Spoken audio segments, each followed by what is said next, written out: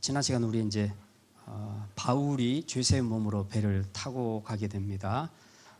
이렇게 보셨습니다. 자, 가이사랴에서 시돈으로 가서 하루 있다가 거기서 면회 좀 하고, 그리고 이 구르보 해안 위쪽으로 이쪽으로 해서 무라에 도착하게 됩니다. 무라란 도시는 항구는 이 이집트의 알렉산드리아에서 원래 로마로 가야 되는데, 로마도 가는 그 배들이 이 풍랑들 때문에 여기서 바로 직행할 수가 없어서 항상 무라로 올라갑니다. 그래서 이렇게 가게 되는데 이 배편을 타고 갑니다.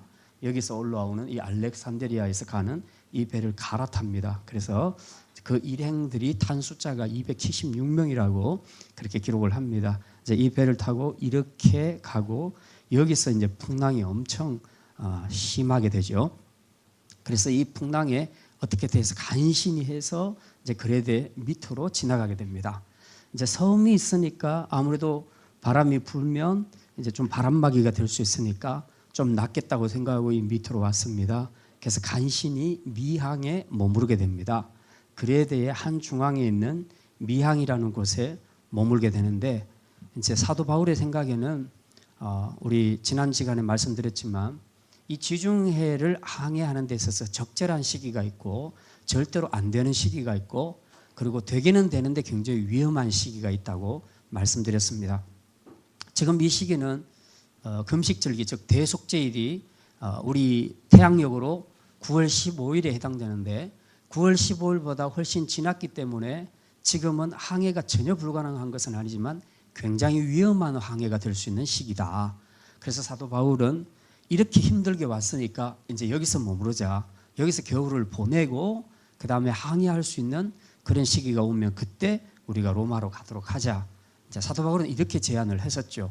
그런데 많은 사람들과 특별히 그 선주들은 아니다, 요 옆에 가면 베닉스라는 데가 있는데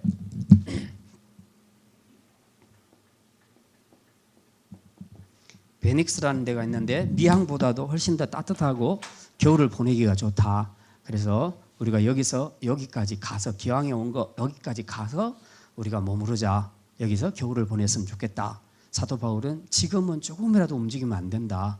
상황이 너무 위험하다. 그러니 여기 있자. 그 사람들은 가자. 그랬을 때에 당시 지도자였던 백부장 율리오가 들어보니까 누구 말을 더 듣겠어요? 당연히 선장 말을 더 듣겠죠. 그래서 선장은 아무래도 이제 배를 많이 타고 다녔으니까 선장 말이 더 신뢰가 갔죠. 그래서 옮깁시다. 그래서 배 타고 지금 그 위험한 상황에서 배를 타고 이 베닉스로 가려고 지금 배를 타고 가고 있는 중에 있습니다. 자, 그게 이제 오늘 13절부터 시작됩니다. 13절부터 한번 보겠습니다. 남풍이 순하게 불매 그들이 뜻을 이룬 줄 알고 닻을 감아 그레데 해변을 끼고 항해하더니, 자, 이제 출발이 아주 산뜻합니다. 막 그동안 굉장히 광풍이 불었는데 지금 딱 그렇게 결정하고 출발하려고 하니까 남풍이 밑에서부터 아주 순하게 불더라. 그래서 배가 움직이기가 너무 좋았던 겁니다. 그러니까 자기들이 생각할 때 그래, 우리가 결정 잘했지. 사도 바울의 말 듣는 것보다 선장 말 듣는 것이 그것이 잘한 거야 라고 이제 확신을 가지고 지금 이제 뭐 곧 도착할 거니까 뭐 이런 순풍을 타고 가는 것은 아무 문제가 없다. 그래서 이제 닻을 감아 올리고 그레데 해변을 끼고 해변을 끼고 지금 이렇게 가고 있습니다. 자, 14절. 얼마 안 돼요. 섬 가운데로부터 유라굴라라고 하는 광풍이 크게 일어나니. 자, 유라굴로, 그 당시 이 절기만 되면 일어나는 광풍들이 있습니다. 우리나라도 꼭 보면 7, 8월에 한 번 오고 그 다음에 가을에 추수 때 되면 또 한 번씩 오죠. 태풍들이 오죠. 각 지역마다 절기가 되면 찾아오는 태풍들이 있습니다. 여기도 유라굴로라는 그런 태풍이 찾아오게 됩니다. 이 그레데 섬이 생각보다는 상당히 커요. 상당히 큰데 여기에 이다라는 산맥이 하나 있습니다. 큰 산이 있습니다. 우리 제주도의 한라산쯤 되는 높이인데, 제주도 한라산이 높이가 어느 정도죠? 1900 얼마쯤 되죠. 한 2000 조금 못 되는 걸로 알고 있는데, 요거는 2100이에요. 산이 2100이니까 그게 한라산 정도라고 보면 되겠습니다. 자, 그런데 이제 바람이 이쪽에서 몰아치고 이쪽에서 몰아치고 두 기류가 만나면 이제 충돌할 때, 그 기류가 충돌할 때 거기서부터 태풍이 만들어지거든요. 태풍이 만들어지면 이게 어디로 갈지를 모르는 겁니다. 그런데 여기 보니까 이거는 어디로 갔냐 하면 북동풍이 되었다. 예. 유라굴로라고 하는 광풍이 크게 일어나니, 지금은 이제 아직 방향은 안 나오는데 이제 나옵니다. 이 방향이 이 위에서부터 지금은 남풍이 불어서 이렇게 이제 잔잔하게 불어서 배가 가기가 참 좋았는데, 이 두 기류가 만나서 충돌하면서 태풍이 여기서 만들어집니다. 이 태풍의 진원지가 되는 거예요. 그러면서 이게 북동풍으로 바뀌게 됩니다. 이렇게 북동풍이라는 것은 북동쪽이니까 여기서 이렇게 바람이 부는 거예요. 이렇게. 그러니까 배가 이렇게 있다면 이렇게 떠내려갈 거 아닙니까? 그죠? 예, 북동풍이니까 이렇게 떠내려갈 겁니다. 자, 15절. 배가 밀려 바람을 맞추어 갈 수 없어 가는 대로 두고 쫓겨가다가 너무 바람이 강하게 부니까 어떻게 할 수가 없는 겁니다. 그래서 그대로 그냥 밀려서 가는 거예요. 그러다가 16절, 가우다라는 작은 섬 아래로 지나 간신히 거루를 잡아. 가우다라는 섬, 여기서 여기까지는 한 35km 정도 되는, 지도에는 거의 나오지 않습니다. 독도보다 조금 더 큰 것 같아요. 그런 아주 작은 섬이 하나 있는데 그 앞을 지나가게 됐다는 겁니다. 거기서 16절에 보면 거기서 거루를 잡았다, 그렇게 얘기합니다. 이제 이 거루라는 것은 뭐냐 하면, 큰 배가 가다가 혹시 암초에 걸리거나 그렇게 되면 파산을 하게 되죠. 파산을 하게 될 때 사람들이 살아야 되니까 비상용으로 타야 될 작은 배가 있습니다. 우리 보통 보트라고 그렇게 얘기하는데, 그 당시에는 그걸 거룻배라고 그렇게 얘기합니다. 작은 배를 큰 배에다가 항상 그 고물에다가 붙여서 이어서 이렇게 달고 다닙니다.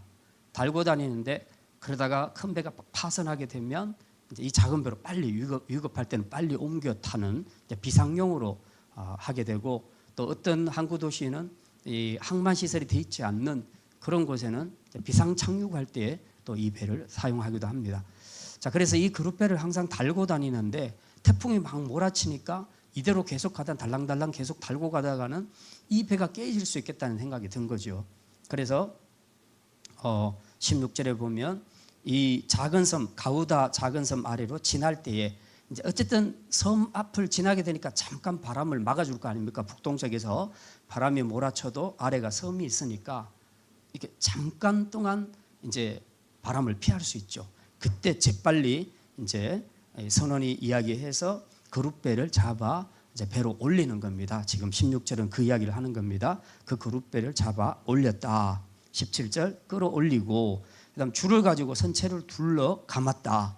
그래서 이제 더 견고하게 하겠다는 거죠. 아무튼 요 섬 지나갈 때까지는 바람이 막아줄 거니까 요때 빨리 조치를 취하자. 그래서 이제 그 선체를 둘러서, 줄을 가지고 선체를 둘러서 단단하게 했다. 그다음에 스르디스에 걸릴까 두려워하여 연장을 내리고 그냥 쫓겨가더니, 스르디스가 뭐냐 하면 사주라고 모래톱, 모래사자, 사주라고 모래톱인데 주로 이 지역에 모래톱이 있었다고 합니다. 이 모래톱이 뭐냐 하면 일종의 모래 구덩이, 모래 이렇게 푹 빠지면 못 나오는 거, 수렁 같은 그런 거. 그러니까 배들이 가다가 이 모래톱 스르디스에 딱 걸리면 빼도 박도 못 하는 겁니다. 이거는 그냥 그대로 그냥 끝나버리는 겁니다. 그래서 여기 안 걸리려고 아무튼 최대한 선장들이 이 배편을 잘 몰고 가야 되는 거죠. 그런데 지금 이게 정상적인 상황에서는 여기에 대충 스르디스, 즉 사주가 있다는 거, 모래톱이 있다는 것을 알기 때문에 조정해서 갈 수 있지만, 지금 바람이 이렇게 몰아치니까 계속 이쪽으로 가게 될 거라는 거죠. 그러면 자기 의지하고 관계없이 배는 스르디스에 걸리게 된다는 겁니다. 그러면 이제 거기서 끝나버리는 거죠. 그래서 지금 그 조치를 취하는 겁니다. 이 가우다 섬에서 나중에 예상되는 이 스레데스에 걸릴까 해서 연장을 내리고 이제 그냥 쫓겨간다. 그래서 만일의 경우를 대비해서 연장까지 다 준비를 해놓는다, 그런 얘기입니다. 18절, 우리가 풍랑으로 심히 애쓰다가 이튿날 사공들이 짐을 바다에 풀어버리고, 풍랑으로 심히 애쓰다가 얼마나 애썼겠습니까? 뭐 노젓고 뭐 항해하고 이런 게 의미가 없잖아요. 태풍이 불어서 막 그냥 막 떠내려가니까. 어쨌든지 지금 이 배가 안 뒤집히게 하고 안 가라앉게 하려고 지금 사력을 다 했을 겁니다. 276명의 사람들이 탔고, 그리고 이게 원래는 화물선이라 그랬잖아요. 알렉산드리아에서 오는 화물선이라 그랬습니다. 사람 타는 배가 아니고 화물선에 사람도 같이 탈 수 있도록 되어 있는 그런 배인데, 이 큰 배가 지금 뒤집어지거나 물에 가라앉기 시작하면 대책이 없는 겁니다. 그러니까 할 수 있는 조치를 다 하는 거죠. 막 파도가 이렇게 넘쳐오면 이제 물도 막 퍼내고 다 했을 거고, 지금 우리가 이 풍랑으로 심히 애쓰다가 하는 이 표현 속에는 이제 우리가 영화에서 막 보는 그런 장면들을 이제 상상을 하셔야 됩니다. 풍랑이 막 일고 물이 넘쳐오는데 막 퍼내고 막 이제 이런 일들이 계속 있었다는 거죠. 자, 그러다가 이튿날 사공들이 짐을 바다에 풀어버렸다. 도저히 이래가지고는 배가 안 되겠다. 그래서 무거운 짐들 다 끄집어내라. 그래서 다 끄집어내죠. 그 우리 요나서에 보면 그런 거 나오잖아요. 요나가 배 밑바닥에 있을 때 막 하나님께서 막 광풍을 보내니까 이제 사람들이 뭐 때문인지는 모르고 살기 위해서는 전부 짐을 다 버리잖아요. 마지막에 사람만 남겨놓고 다 버리잖아요. 어쨌든 배를 가볍게 해줘야 되니까, 안 그러면 가라앉거나 침몰되니까.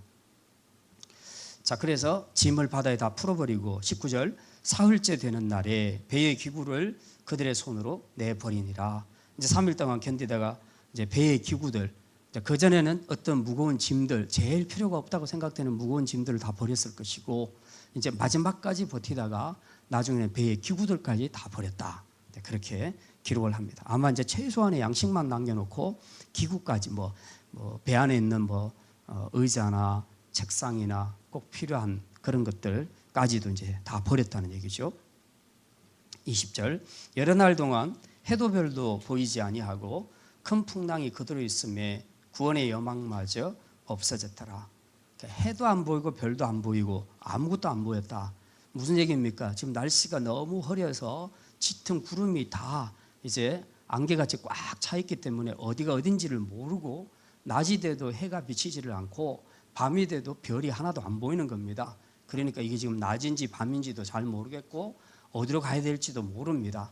보통 보면 이제 지금은 우리가 나침반이 있지만 나침반이 없던 시대에는 이제 방향을 잡는 데 있어서 제일 기준이 되는 것이 뭡니까? 북두칠성이잖아요. 이제 별을 보고 또 혹은 해를 보고 그렇게 그 배들 방향을 움직이죠. 그런데 지금 구름이 너무 꽉 끼어가지고 아무것도 안 보이는 겁니다. 해도 별도 아무것도 안 보이니까 말하자면 방향도 다 잃어버린 거예요, 지금. 그래서 지금 어디로 가고 있는지 몰라요, 지금. 그냥 이 태풍에 의해서 짐작컨대 북동풍이 불었으니까 계속 이리로 가고 있다 하고 그렇게 이제 봐야 될 겁니다.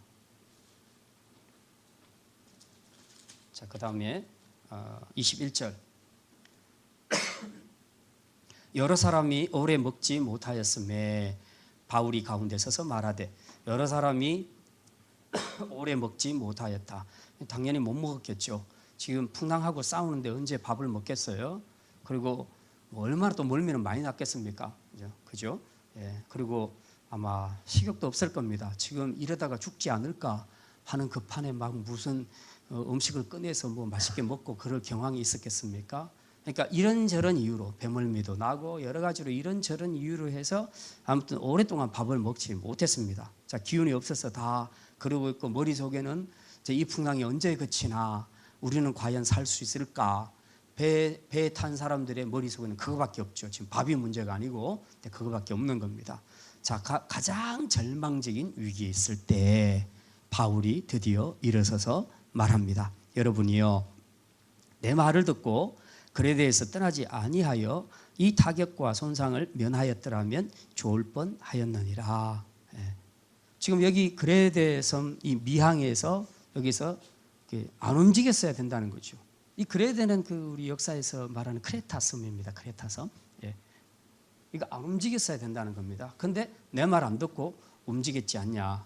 지금 이 이야기는 내 말 안 들으니까 참 잘 됐다. 지금 뭐 그 이야기나 아니면 너희들은 좀 당해봐야 돼 하는 그 책망하는 그런 말이기보다도 일단 이걸로 기선제압해놓고 내 말 안 듣더니 이렇게 됐지. 자, 이제부터 내 말을 잘 들어야 된다 하는 이제 그런 의미가 포함되어 있죠. 여기 보면 그렇게 말합니다. 22절에 내가 너희를 권하노니 이제는 안심하라. 너희 중 아무도 생명에는 아무런 손상이 없겠고 오직 배뿐이리라. 지금 절망적인 상황 가운데 이제 곧 죽겠다라는 생각을 하고 있는 그런 상황 가운데 이제 바울이 뭐라고 말합니까? 안심해라. 그리고 너희 생명에는 아무 지장이 없을 거다. 굉장히 큰 힘과 위로가 되는 말이죠. 굉장히 큰 위로가 됩니다. 오직 상하는 것은 배밖에 없을 것이라. 그렇게 말씀합니다. 23절 내가 속한 바 이제 안심하라. 너희는 살 거다라고 말했을 때 사람들이 위로와 힘이 되겠지만 저건 또 무슨 소린고 뭘 근거로 저렇게 말하는가 하는 궁금한 그런 마음이 있겠죠. 그러면 자기가 한 말에 대한 근거를 밝혀야 되겠죠. 그 근거를 23절부터 밝히고 있습니다. 내가 이렇게 말하는 데는 근거가 있다. 그게 뭐냐? 내가 속한 바 곧 내가 섬기는 하나님의 사자가 어젯밤에 내 곁에 서서 말하되 바울아 두려워하지 말라. 네가 가이사 앞에 서야 하겠고 또 하나님께서 너와 함께 항해하는 자를 다 내게 주셨다 하였으니. 자, 지금 근거를 제시하는데 뭘 제시합니까? 하나님의 사자가 어젯밤에 내게 나타났다. 그리고 내 옆에서 말씀하셨다. 어떻게? 두려워하지 마라. 바울아 두려워하지 마라. 너는 가이사 앞에 서야 될 거다. 그 말은 무슨 말입니까? 반드시 서야 하니까 살 거다 죽을 거다? 살 거다. 이 배가 뒤집어져서 바울과 거기 일행이 다 죽을 일은 없을 것이다. 살 거다. 지금 그 이야기고요. 또 하나는 하나님께서 너와 함께 항해하는 자를 다 내게 주셨다. 내게 주셨다. 무슨 얘기입니까? 이제 바울이 막 이 생명을 자기 마음대로 할 수 있다 그런 뜻이 아니라 하나님이 바울을 살리시기 때문에 다른 사람들도 그 덕분에 다 살아나게 될 것이다. 지금 이제 그 이야기죠. 그래서 25절에 그러므로 여러분이여 안심하라. 나는 내게 말씀하신 그대로 되리라고 하나님을 믿노라. 이제 이 자리에서 지금 복음을 전하죠. 하나님을 소개하고 있습니다. 믿든지 말든지 여러분 안심하십시오. 나는 천사가 내게 말한 그대로 나 믿습니다. 하나님을 믿습니다. 라고 그렇게 얘기합니다. 그러면서 하나의 예언을 하지요. 26절 그런즉 우리가 반드시 한 섬에 걸리리라 하더라. 어쨌든 조금 더 가다 보면 우리가 어떤 섬에 걸릴 것이다. 그래서 나중에 뒤에 보면 이 배가 막 이 북동풍에서 막 이렇게 가다가 다행히 스르디스에는 걸리지 않고 여기서 막 오락가락 하다가 여기에 도착하게 됩니다. 멜리데 섬이라고 여기에 도착하게 됩니다. 여기가 이탈리아거든요. 이탈리아. 이탈리아인데 이탈리아 맨 끝에 있는 이 멜리데 섬에 배는 다 파손하고 사람들만 이제 간신히 살아남게 되죠. 지금 26절의 말씀은 이제 그 이야기를 하고 있습니다. 자, 이제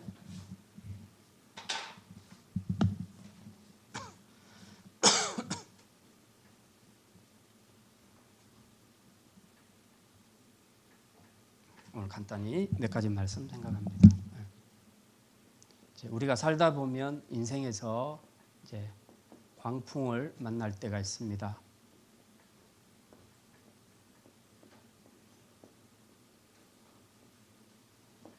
광풍을 만날 때,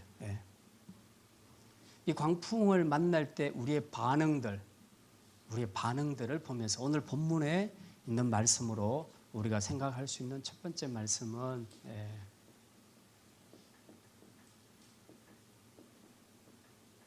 인간의 판단과 힘을 의지하지 말라는 것입니다. 자, 애초에 지금 이런 상황이 생긴 것은 뭐 때문입니까? 처음에 분명히 미항에서 출발하지 말라고 사도 바울이 그렇게 얘기를 했는데 이 사람들은 그렇게 갔습니다. 베닉스로. 가지 말라 했는데 이 사람은 갔습니다. 이 사람들은. 그럼 무슨 얘기입니까? 누구 말입니까? 예, 선장 말이죠. 사도 바울. 선장 말과 사도 바울 말 중에 선장 말을 더 신뢰했다는 겁니다. 왜냐하면 선장은 항해에 있어서 일종의 전문가라고 생각을 한 겁니다. 근데 사도 바울은 전문가가 아니라고 생각을 했죠. 그러니까 이쪽으로 선택을 하게 된 겁니다. 자, 항해에서는 틀림없이 선장이 전문가가 맞습니다. 근데 중요한 것은 우리 인생도 마찬가지인데 중요한 것은 뭐냐면 항해를 잘하는 게 중요한 게 아니고 그보다 중요한 것은 날씨입니다. 날씨. 날씨가 어떻게 되느냐에 따라서 달라지는 겁니다. 그러면은 그 광풍, 날씨, 바람, 광풍을 마음대로 좌지우지하시는 분은 누굽니까? 하나님이시죠. 네, 하나님이십니다. 항해 자체만으로 봤을 때는 선장이 전문가지만 그러나 항해보다 더 중요한 것은 날씨인데 아무리 항해 전문 기술이 있다 할지라도 태풍이 불면 어쩔 수 없는 겁니다. 그런데 그 태풍을 누가 보내냐 하는 거죠. 그 태풍은 하나님이 보내신다는 겁니다. 하나님이. 그러니까 결국은 하나님이 더 전문가시라는 거죠. 왜냐하면 모든 자연을 섭리하시는 분이시고 또 당신의 뜻대로 다스리시는 분이시다. 섭리하시고 주관하시는 분이시다. 사람들은 아주 근시안적으로 얼마나 항해 전문가인가 이것만 생각하는데 실제로 이 모든 배를 뒤집어 엎을 수 있을 정도의 광풍을 허락하시는 분은 하나님이라는 사실을 놓쳐버린다는 거죠. 그러니까 인간의 판단을 더 의지한다는 겁니다. 그래서 애초에 출발을 해버렸고 문제가 생겼던 겁니다. 전문가면 뭐 합니까? 태풍 앞에서 힘을 못 쓰잖아요. 하나님이 태풍을 보내시니까 결국은 이런 위기에 처하게 된 것입니다. 자, 그 다음에 보니까 이 사람들이 지금 배 안에서 위기 상황에서 어떤 노력을 하고 있습니까? 아주 별별 거 우리가 상상할 수 있는 별거 다 했겠죠. 물도 다 퍼내고 막 아무튼 또 여기 보니까 무거운 짐들 다 버리고 나중에는 배의 기구까지도 다 버리고 그렇게 하잖아요. 사람을 살리기 위해서 배와 사람을 살리기 위해서 그들이 할 수 있는 최선의 노력은 다 했단 말입니다. 최선. 인간이 할 수 있는 최선의 노력은 다 했습니다. 근데 최선의 노력을 다 했더니 문제가 해결됐습니까? 아니잖아요. 예. 여전히 광풍의 문제는 해결이 안 되는 겁니다. 인간이 노력한다고 해서 이 광풍의 문제를 해결할 수는 없는 겁니다. 이거는 이걸 보내신 분이 조절을 해 주셔야 되는 거예요. 그렇기 때문에 인간의 힘, 인간의 노력은 아무 의미가 없다. 그래서 우리 인간은 이럴 때 인간의 한계를 느끼게 되는 겁니다. 인간이 얼마나 연약한가.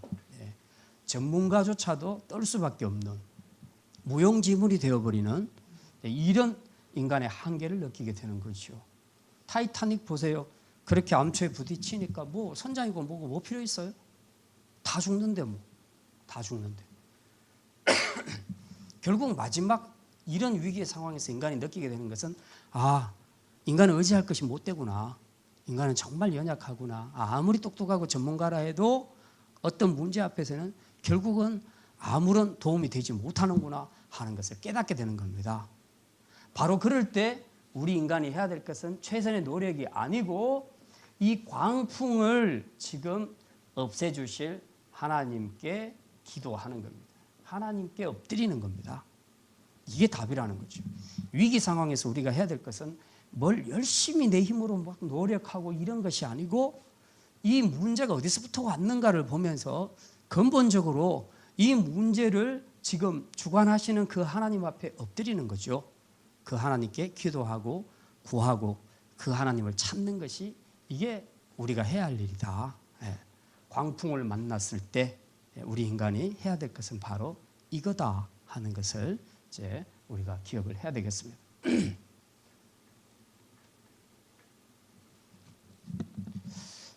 두 번째로 사도 바울은 배 안에서도 이건 굉장히 절망적인 상황이죠.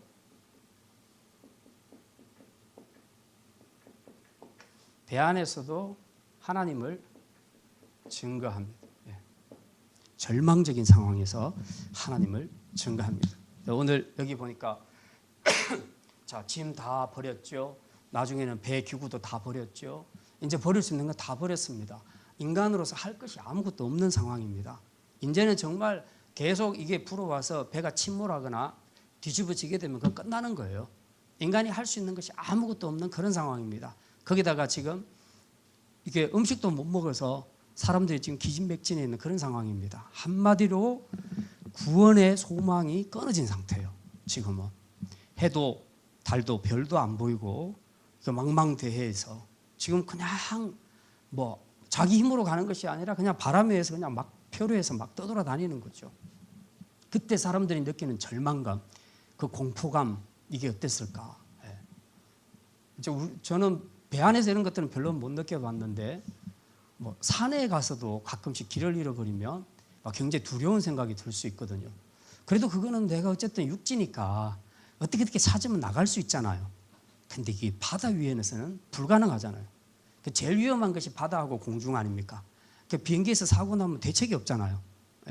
그냥 떨어지면 죽는 것밖에 없죠. 바다가 좀 나은 것 같은데 그래도 수영 좀 하는 사람들은 좀 나을 것 같은데 바다도 대책이 없어요. 저기 풍랑이 불어버리면 대책이 없습니다. 근데 276명이 탄 배가 지금 막 이리 쏠리고 저리 쏠리고 막 온 물이 막 다 들어오고 있고 막 이런 복잡한 상황에서 해도 없고 달도 없고 별도 없고 아무것도 없고 어디로 가야 될지도 모르겠고 지금 이런 절망감, 공포감 이런 상황 속에서 지금 사람들의 마음이 어떤가? 아, 그냥 죽겠구나. 저는 이제 그 세월호 사건을 한번 상상을 해봤어요. 제가 만약에 그 배에 있었더라면 이제 계속해서 물이 이렇게 차오를 건데 차오를 때 그 애들이 어떤 생각이 들었을까? 근데 그런 생각하니까 되게 참 마음 너무 아파요. 그 사람이 한 번에 팍 찔러서 죽는 것이 차라리 낫지. 계속 물이 차오르는데 피하고 올라가서 나중에는 결국 서서히 죽어가잖아요. 이 물에 잠겨서. 그 아이들이 그 세월호에서 탔던 애들이 다 그렇게 그 공포감을 오랜 시간 겪으면서 죽었을 거라고요. 이제 그런 것들을 생각한다면 충분히 이런 절망감을 이제 우리가 좀 같이 공유할 수 있겠다, 공감할 수 있겠다. 이제 그런 생각이 듭니다. 아, 죽는구나. 이렇게 하다가 죽는구나. 이제 그런데 그때 사도 바울이 일어서서 이제 그렇게 말합니다. 여러분 안심하십시오. 이제는 안심하십시오. 나 죽는구나 하고 이러는데 안심하십시오. 이러니까 이건 무슨 소린가? 여러분의 생명은 지장이 없을 겁니다. 이 배만 파손이 될 것이고 여러분의 생명은 아무 지장이 없을 것입니다. 그러니까 순간적으로 굉장히 희망을 갖게 되는 거죠. 그렇잖아요. 죽을 것이라고 생각했는데 막 그렇게 얘기하니까 막 희망을 갖게 되는 겁니다. 근데 한편으로 저게 저렇게 된다는 보장이 어디 있어? 그죠? 그런 생각이 들 거 아닙니까? 지금 다 죽어가고 있는데 희망을 주는 메시지를 들을 때 한편으로는 희망이 생기면서 한편으로는 저게 된다는 보장이 어디 있어? 라는 의문이 또 들 거 아닙니까? 근데 사도 바울이 거기서 뭘 이야기합니까? 내가 섬기는 하나님. 여기 보니까 그런 표현을 쓰고 있습니다. 몇 절이죠? 23절? 예, 23절. 내가 속한 바, 내가 섬기는 하나님. 예, 내가 섬기는 하나님. 지금 이 배에는요, 유대인들도 있지만 이방인들이 굉장히 많이 탔어요. 왜냐하면 이 알렉산드리아에서 오는 배 아니에요? 예? 그러니까 알렉산드리아는 다 이집트 사람들, 대부분 이쪽 사람들이라고 본다면 다 이방인들이라고 봐야 되고요. 그 다음에 없어졌네. 자, 이쪽 사람들도 뭐 유대인들은 별로 없다고 봐야 되죠. 대부분 이방인 사람들이고 더더군다나 로마로 지금 가는 배라면 뭐 유대인들이 얼마나 많은 숫자가 로마로 가려고 이 배를 탔을까. 뭐 좀 있기는 있겠지만 아마 이방인들이 훨씬 더 많았을 겁니다. 자, 이 이방인들 앞에서 내가 섬기는 하나님이 나한테 이렇게 말씀하셨어. 그래서 너희는 죽지 않을 거야 라고 이렇게 말씀하셨어 하고 자신 있게 이야기하는 겁니다. 근데 믿거나 말거나인데 사람이 그렇습니다. 절망적인 상황에서 답이 없다. 더 이상 탈출구가 없다. 그러면 누군가가 희망의 메시지를 주면서 내가 섬기는 하나님이 나에게 이렇게 말씀하셨다 하면 믿을 가능성이 엄청 커지는 거죠. 왜냐하면 다른 방법이 없잖아요. 지금 현재 다른 대책이 없잖아요. 근데 어쨌든 사도 바울의 말대로 됐잖아요. 가지 말자 했는데 가다가 이렇게 됐잖아요. 그러니까 지금 사도 바울의 말을 듣는 것이 더 나았겠구나 하는 마음속에 그런 말들이 생각이 다 있었을 거 아닙니까? 그런데 거기다가 이제 안심하라, 당신들은 살 거다. 왜? 하나님 내게 말씀하셨다. 내가 섬기는 하나님이야. 그 하나님이 나에게 이렇게 어젯밤에 그 천사를 보내서 이렇게 말씀하셨어 하고 그렇게 얘기하니까 이제 그때부터 귀가 번쩍 이제 뜨이는 겁니다.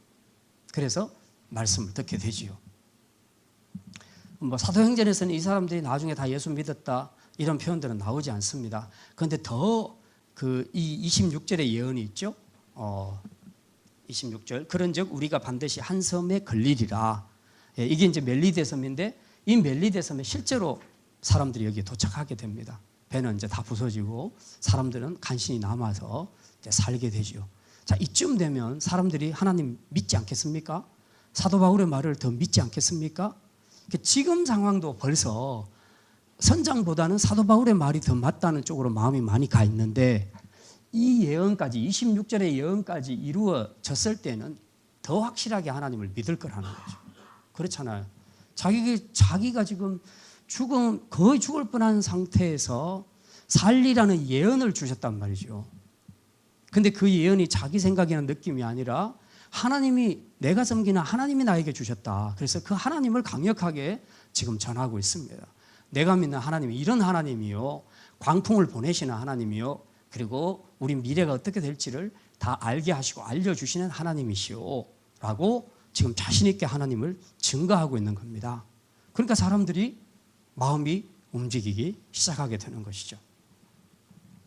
그러니까 사도 바울은 이 배 안에서조차 가장 절망적인 상황에서 희망의 메시지를 주는데 그게 바로 하나님이다. 하나님을 이방 사람들에게 증거하고 있습니다. 이 사도 바울이 그 5차까지 재판이 진행되고 지금 또 이렇게 배를 타고 가는 과정에서 예를 들어서 이런 광풍이 없이 사도 바울의 말만 듣고 미항에서 계속 겨울을 보내다가 무사히 갔더라면 이 복음을 들을 기회는 아마 없었을 거라고 봅니다. 제가 생각할 때는.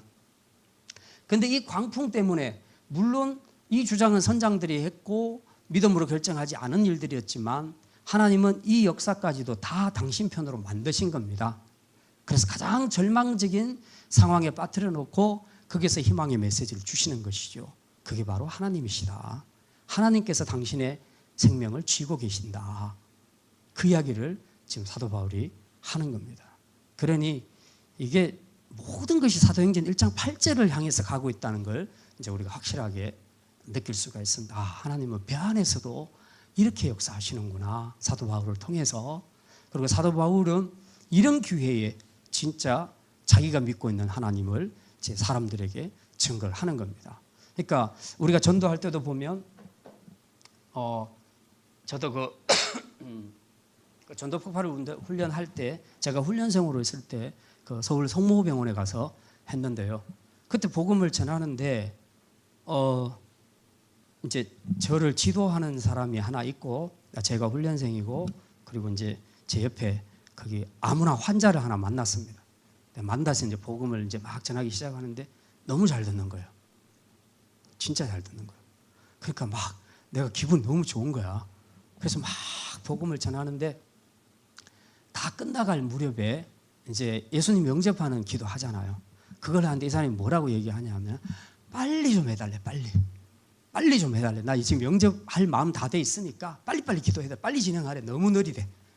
이제 저는 그 공식에 따라서 지금 막 진행을 하다 보니까 뭐 바쁘든지 말든지 그 공식대로 해야 되거든요. 우리 훈련생들은 시킨 대로 해야 되니까 막 하는데 이쪽은 바빠서 안 되는데 빨리 하래 지금. 제가 그걸 보면서 진짜 하나님이 준비시킨 사람이구나 하는 것을 제가 느꼈거든요. 제가 대구에서 전도사 할 때도 그 치과 의사 한 분이 그런 분이 있었어요. 예. 담임 목사님하고 많이 친한 분인데 이제 그분이 어쨌든 교회를 왔다 갔다 하기는 하는데 예수님을 확실하게 영접을 하진 않았어요. 근데 이제 한번 제가 만나서 이 얘기를 하고 난 다음에 나중에 한번 예수님을 영접하는 그런 기회를 가졌으면 좋겠다. 그래서 자기 집으로 오라 하더라고요. 그래서 제가 갔어요. 담임 목사님이 허락받고 이제 제가 가서 그 집에서 복음을 전했는데 한 절반쯤 했는데요. 복음 제시를 절반밖에 안 했는데 그러니까 전도사님, 그러니까 나 지금 예수님 영접할 준비가 됐으니까 빨리 하십시오. 빨리빨리 하십시오. 막 그러더라고요. 제가 2번 그런 경험이 있거든요. 그래서 정말 하나님이 예비시킨 사람들은 그냥 자기가 막 받으려고 하는구나. 근데 양쪽 둘 다 공통점이 하나 있었어요. 병원에 계시는 분은요, 암 환자였어요. 그러니까 그분이 제가 이제 그분한테 뭘 줄 거는 주고 그리고 이제 집에 돌아가서 며칠 지나서 성경책을 하나 선물해 줘야 되겠다라고 들고 갔는데 죽었더라고요. 돌아가셨어요. 그래서 제가 이제 조금 더 일찍 갈 걸 그런 생각을 했는데 어쨌든 예수님 영접했으니까. 그러니까 본인이 그 죽음을 직감했던 거예요. 그러니까 이 죽음 앞에서 자기가 확실하게 예수님을 영접하고 싶다. 이제 이런 마음을 확실하게 가지니까 막 길게 복음 전하는 것보다 빨리 예수님을 영접하고 싶은 마음, 그런 마음이 있었던 거죠. 그 치과 의사도 마찬가지예요. 자기 안에 굉장히 갈급함이 있었어요. 그분이 굉장히 갈급함이 있었는데 이제 복음은 웬만큼 설교에서 들었고 오늘 영접하는 순서만 갔는데 끝까지 다 안 들어도 좋으니까 자기는 예수님 영접하겠다. 이제 그렇게 얘기하는 거죠. 그러니까 사람들이 복음이 가장 잘 들어갈 수 있는 환경이 언제냐 하면 절망적인 상태에 있을 때, 더 이상 답이 없고 희망이 없고 그랬을 때, 소망이 없을 때, 그때 복음을 전했을 때 복음을 잘 받는 그런 경향들이 있더라. 그래서 가끔은 하나님께서 복음을 듣게 하시려고 어떤 사람을 완전히 낮춰버리는, 거의 절망의 상태까지 몰고 가는 이제 그런 경우들도 많이 있습니다. 근데 이제 반대로 뭐 우리 교회도 그런 분이 있었지만 이제 강남에서 뭐 빌딩도 가지고 있고 뭐 학원도 하시는 이제 그런 분인데 부모님한테 워낙 유산도 많이 받고 부자니까 또 이분이 이제 수학 선생 가해도 하고 그렇게 하는데 자기 아버지가 뭐 목사인가 그래요. 남자 아버지인가가 목사인가 그런데 두 사람 보니까 신앙이 영 신통찮아요. 등록은 해놓고 예배는 나오는데 들었다 놨다 계속 그러고 이제 계속 그러더라고요. 그래서 나중에 신방 가서 이제 이야기를 했는데 그런 이야기를 하더라고요. 목사님, 우리는 그냥 환경이 너무 좋아서 그런지 그렇게 천국이 안 그리워요. 그렇게 천국이 안 그리워. 여기가 너무 좋은 거야. 돈 많으니까. 여기서 하고 싶은 거 다 누리니까 꼭 천국에 가야 되겠다. 그 간절함이 없더라고 보니까. 이 땅에서 살면 뭐가 좀 고난이 있고 힘들어야 이것 때문에라도 천국을 사모하게 될 건데 여기가 천국이야. 여기가 무릉도원이야. 그러니까 간절함이 없어요. 그러니까 자기가 기도할 것이 없대요. 모든 것이 다 되어 있대. 돈도 많고 모든 것이 다 있으니까 별로 기도할 것이 없대요. 그래서 이게 부유한 것이 때로는 구원에 있어서는 엄청난 방해물이 될 수 있겠구나. 이게 축복이 아니라 저주가 될 수 있겠구나. 제가 이제 그런 생각도 했어요. 그래서 가난한 것이, 그래서 가난해서 우리가 하나님을 더 찾을 수 있다면 그게 오히려 축복이 될 수 있겠다. 저는 그래서 우리 교회는 뭐 부자가 없잖아요. 그래서 참 저는 복을 많이 받은 성도들이라고 생각을 합니다. 부자가 없으니까 다 간절함이 있잖아요. 예. 아무튼 이런 절망적인 상황에서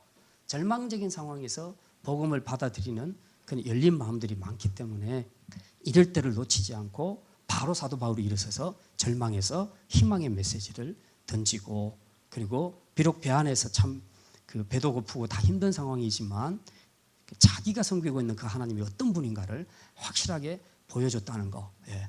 이게 진짜 복음 증인으로서의 우리가 배워야 할 중요한 태도가 아닌가 그런 생각을 합니다. 자, 그리고 마지막으로 하나님은 당신의 뜻을 반드시 이루십니다.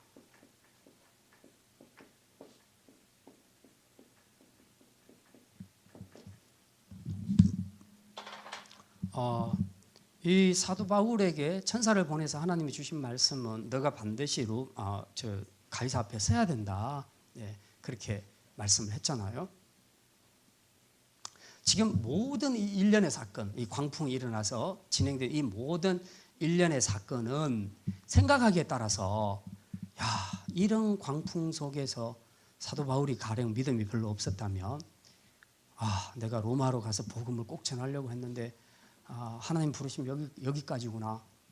더 이상 나는 소망이 없구나. 정말 가고 싶었는데 그러고 포기할 수도 있죠. 그런데 그렇게 하지 않고 이런 광풍 속에서도 하나님은 당신이 약속하신 것은 반드시 이루신다. 나 너를 로마에 보내서 가이사 황제 앞에 세워서 복음을 전하게 할 거다. 그리고 그 세상을 지배하고 있는 대제국인 로마의 그 머리가 되는 황제를 통해서 복음을 듣게 해서 이제 전 세계의 복음이 확산되도록 할 것이다 하는 하나님의 뜻, 목적, 이 목표는 확실했다는 겁니다. 그래서 이 광풍이 방해가 된 것이 아니라 이 광풍에도 불구하고 하나님은 당신의 뜻을 이루어 가셨다. 그래서 이걸 이루기 위해서 이 광풍 속에서도 바울과 그리고 함께한 모든 사람들을 다 생명을 보존해 주시는 것이죠.